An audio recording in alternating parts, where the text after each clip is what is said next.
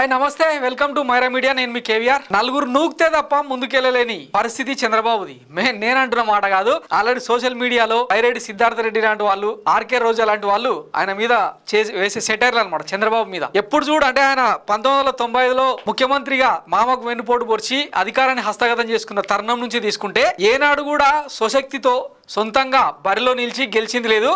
అట్లాంటి వ్యక్తి ఈరోజు అంటే వైఎస్ జగన్ సునామీలో గత ఎన్నికల్లో చూసినాం కదా, 151 స్థానాల్లో గెలిచి టీడీపీ పార్టీని 23 స్థానాలకు భూస్థాపితం చేసిన తరుణంలో ఈ 5 ఏళ్ల పరిపాలనతో ఏకంగా అంటే చంద్రబాబుకు టీడీపీకి ఫ్యూజులు ఎగిరిపోతున్నాయి అన్నమాట. సో ఈ నేపథ్యంలో ఒకవైపు జనసేనతో మరోవైపు జాతీయ పార్టీ అయిన బీజేపీతో పొత్తుల కోసం ఆయన వెంపర్లాడుతున్న తీరు చూసి ఇప్పుడు ఈ టైటిల్ అనమాట, సరిగ్గా నిలబడలేనుడు రాష్ట్రాన్ని నిలబెడతాడా అని నేను కాదు వైసీపీ శ్రేణులు ప్రశ్నిస్తున్నాయన్నమాట. నిన్న సిద్ధం సభ తర్వాత ఈయన ఒక సవాల్ చేసిండు అన్నట్టు, ఇది open challenge to YS Jagan అని. సామాజిక న్యాయానికి నిలువున సిలువేసి బాధుడు పాలనతో ప్రజల రక్తం పీల్చేసి విధ్వంస పోగడలతో రాష్ట్ర భవిష్యత్తును కూల్చేసి ఇప్పుడు నువ్వు ర్యాంప్ వాక్ చేసి అబద్ధాలు చెప్తే ప్రజలు ఎలా నమ్ముతారు జగన్ రెడ్డి? నీకు నీ ప్రభుత్వానికి కౌంట్ డౌన్ ప్రారంభమైంది. ఇంకా 50 రోజులే. రెక్కలు ఊడిపోయిన ఫ్యాన్ను విసిరిపాడేయడానికి జనం సిద్ధంగా ఉన్నారు. వరం ఇచ్చిన శివుడినే బూడిద చేయాలనుకున్న భస్మాసురుడి గతే నీకు పడుతుంది. బూడగప్పు ప్రసంగాలు కాదు, అభివృద్ధి పాలన ఎవరిదో విధ్వంసం ఎవరిదో జనం ముందు చర్చిద్దాం. దమ్ముంటే నాతో బహిరంగంగా చర్చకు రా. ప్లేసు టైము నువ్వే చెప్పు, ఎక్కడైనా వస్తా, దీని మీదైనా చర్చిస్తా, నువ్వు సిద్ధమా అని బాలయ్య బాబు రేంజ్లో డైలాగ్ కొట్టిండనమాట. ఇద్దరు కనుక ఎదురుమల్లా కూర్చుంటే అలా ముందుకు పోయాం ఇలా ముందుకు పోయామని చెప్పి 3-4 ముక్కలు బట్లర్ ఇంగ్లీష్ మాట్లాడే వ్యక్తి ఇట్లా ఓపెన్ ఛాలెంజ్. మరి ఇది ఎవరు రాసిండో స్క్రిప్ట్ కానీ మొత్తం అంటే ప్రాస యాస పంచులతో రాసుకుంటూ వచ్చిండు.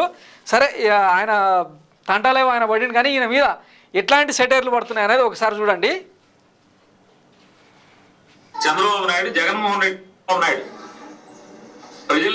ప్రజల్ని మోసం చేయడంలో నిష్ణాతుడైనటువంటి మోసగాడిగా ముద్రపడినటువంటి చంద్రబాబు నాయుడు జగన్మోహన్ రెడ్డి గారి గురించి, హామీల గురించి చర్చించేటువంటి అర్హత ఎక్కడుంది అసలు? చంద్రబాబు నాయుడికి అర్హత ఉంటే కదా, కనీసం 0.5% అర్హత.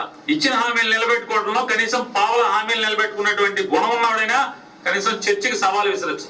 బరితెగించినోడు ఏమైనా ఇసురుతాడు, సవాలు ఇసురుతాడు, ఏమైనా ఇసురుతాడు. నిర్లజ్జగా నిర్దయగా ఎన్టీ రామారావు అని కూలదోసి వెన్నుపోటు పోస్తున్నటువంటి వాడు ఇవాళ ప్రజల్ని వెన్నుపోటు పొడిచిన వాడు. 14 ఏళ్లలో కనీసం ఒక్కటంటే ఒక్కటి, ఇది చంద్రబాబు పథకం, ఎన్టీ రామారావుకి పథకాలు ఉన్నాయి, రాజశేఖర రెడ్డి గారికి పథకాలు ఉన్నాయి, జగన్మోహన్ రెడ్డి గారికి పథకాలు ఉన్నాయి. చంద్రబాబుకు ఒక్కటంటే ఒక్క పథకం ఏమైనా ఉందా? తన 14 ఏళ్ల పరిపాలనలో తన ముద్ర వేసుకున్న ఒక్క పథకం కూడా ఈ రాష్ట్ర ప్రజలకు అందించిన వాడు, ప్రజల్ని మోసాలు చేసేవాడు, అధికారం కోసం ఎంతకైనా బరిదెక్కించేవాడు జగన్మోహన్ రెడ్డి గారు లాంటి జనం గుండెల్లో మాట. తప్పు పేరినాను గారు, ఆయన మాట్లాడిన మాటలు చాలా ఉన్నాయి. కరెంటు తీగల మీద బట్టలారేసుకోవడం, తర్వాత నేనేసిన రోడ్ల మీద తిరుగుతున్నారు, నేను ఇచ్చిన బియ్యం తింటున్నారు, నేను ఇచ్చిన సంక్షేమం తీసుకుంటారు, నాకు ఓటేరా తమ్ముళ్ళు, ఇట్లాంటి టైప్ పథకాలు మస్తుగా ఉన్నాయి కదా, మర్చిపోతే ఎట్లా? ఇక రోజమ్మ కూడా మస్తు మాట్లాడింది, ఒకసారి వినండి. సరిగ్గా నడవటానికే వయసు సహకరించడం లేదు, కాళ్ళు పని చేయట్లేదు, కళ్ళు పని చేయట్లేదని బెయిల్ తెచ్చుకొని బయట వచ్చిన వాడికి ఇలాంటివన్నీ అవసరమా నేను అడుగుతున్నా. ఈరోజు చంద్రబాబు నాయుడిని కానీ, లోకేష్ ని కానీ, పవన్ కళ్యాణ్ కానీ ప్రజలు నమ్మటం లేదనేది వాళ్ళ సభలు చూసినా, వాళ్ళ ప్రోగ్రామ్స్ చూస్తేనే అర్థమవుతుంది.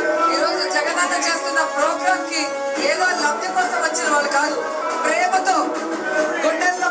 సరిగ్గా నలుగురు నిలబడితే నిలవలేను అని ఒక మహిళ మాట్లాడుతుంది. ఫస్ట్ దీనికి సమాధానం చెప్పండి, తర్వాత ఇక ఈయన కొడుకు ఈయననేమో ఇట్లా ట్వీట్లు చేసి యాసప్రాసాలతో ట్వీట్లు చేసి ఇట్లా సవాలు చేస్తుంటాడు. ఈయన కొడుకు నారా లోకేష్ ఎట్లా మాట్లాడుతుంటాడో ఒకసారి చూడండి. నిన్న వైఎస్ జగన్మోహన్ రెడ్డి ఫ్యాన్ ఇంట్లో ఉండాలి, సైకిల్ ఇంటి బయట ఉండాలి, తాగి పడేసిన గ్లాసు సింక్లో ఉండాలన్న దానికి ఈయన ఎట్లాంటి వివరణ ఇచ్చిందో చూడండి ఒకసారి. డైలాగ్ ఇచ్చాడు, సైకిల్ గురించి మాట్లాడాడు, గ్లాస్ గురించి మాట్లాడాడు, ఏకంగా ఫ్యాన్ గురించి మాట్లాడాడు. జగన్ ఒక పెత్తందారు, ధనవంతుడు.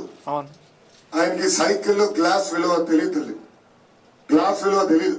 ఇక్కడున్న ప్రజలందరూ ఒకటే పెట్టి ఆలోచించాలి. సైకిల్ అనేది పేదవాడి చైతన్య రథం, సైకిల్ అనేది పేదవాడి చైతన్య రథం.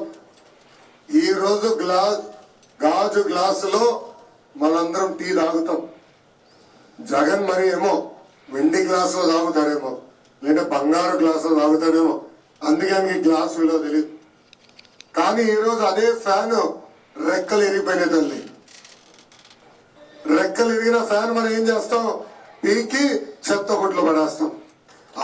రెక్కలు ఇరిగిన ఫ్యాన్ను పీకి చెత్తబూడ రిపేరింగ్ చేసుకుంటారు. ఒకవేళ సాల్డరింగ్ అవి పోతే వెండింగ్ చేసుకొని మళ్ళీ దాన్నే వాడతారు తప్ప మీ సైకిల్ లేక అంటే తుప్పు ఇంకా చెప్పలేదు. పలిగిన గ్లాస్ మొత్తం ముక్కలు ఏరుకొచ్చి గమ్ము పెట్టి అతికించుకుంటాం, సైకిల్ను రిపేర్ చేయించుకుంటాం, గాలి కొట్టుకుంటాం అని చెప్పలేదు ఇంకా. ఇవి సవాళ్ళు. జగన్ ట్రాప్లో వీళ్ళు పడుతున్నారా, వీళ్ళ ట్రాప్లో జగన్ పడుతున్నారా అనేది పక్కన పెడితే ఈ సిద్ధం సభలతోన ఒక మూడ్ అయితే క్రియేట్ అయిపోయింది. ఇక ప్రతిపక్షాలు చేస్తున్న దుష్ప్రచారాలు, వీళ్ళు పచ్చ ప్రచారాలు అన్నీ దూదిపింజేలాగా కొట్టిపోయే పరిస్థితి ఏర్పడిందని ఇప్పుడు ఈయన చంద్రబాబుకు ఆ కామెడీ సీన్స్ వస్తున్నాయి కదా, ఈయనకు ఎట్లాంటివి వస్తున్నాయి చూడండి ఒకసారి. మంచి ఆంధ్ర భోజనం, అసలు బాబు సూపర్ 6 మేనిఫెస్టో అంటేనే మంచి ఆంధ్ర భోజనం, మా రాయలసీమలో రాగి సంఘటన లాంటిది. అది కూడా తీయగా ఉంటుంది, తీయగా ఉంది. మంచి ఆంధ్ర భోజనం, మా రాయలసీమలో రాగి సంఘటన లాంటిది. అదేదో సామెత ఉంటుంది చూడండి, ఎగ్జామ్లో ఏ క్వశ్చన్ అడిగినా ఆవు గడ్డి కథలో ఏరోప్లేన్ గురించి అడిగినా దాని గురించి అడిగినా కూడా ఆఖరికి ఆవు తెల్లగుండును, గడ్డి ఆకుపచ్చగుండును, ఆవు గడ్డి మేయును, గడ్డి తిన్న తర్వాత ఆవు పాలిచ్చును, అవి తెల్లగుండును టైప్స్ ప్రచారం అన్నమాట. వీళ్ళు ఎటు తిరిగినా కూడా ఈయన చుట్టు తిరిగి ఏడికి వస్తాడంటే తిండి దగ్గరికి వస్తాడనమాట. ఇప్పుడు అదే కదా, రాయలసీమ అంటేనే రాగి ముద్ద, ఆప్యాయత అని మాట్లాడుతున్నాడు. ఇప్పుడు తిండి గురించి ఏమవసరం అక్కడ? సమస్యలు, ఆ Telugu Ganga project, Kia Motors ఇట్లాంటివి ఏమైనా మాట్లాడవచ్చు కదా, అట్లుండదు. ఏమనంటే మజ్జిగ తీయే ఉందన్నట్టే. సో ఇవి వీళ్ళు చేసే తండ్రి కొడుకులు సవాళ్ళు. సరిగ్గా నిలబడలేని వాళ్ళు రాష్ట్రాన్ని నిలబెడతారని చెప్పి మేం కాదు, ప్రతిపక్షాలు అడుగుతున్నాయి. ఫస్ట్ దీనికి సమాధానం చెప్పండి అని చెప్పి విజ్ఞప్తి చేస్తున్నాం. Thanks for watching Myra Media. నేను మీ కేవీఆర్. Thank you.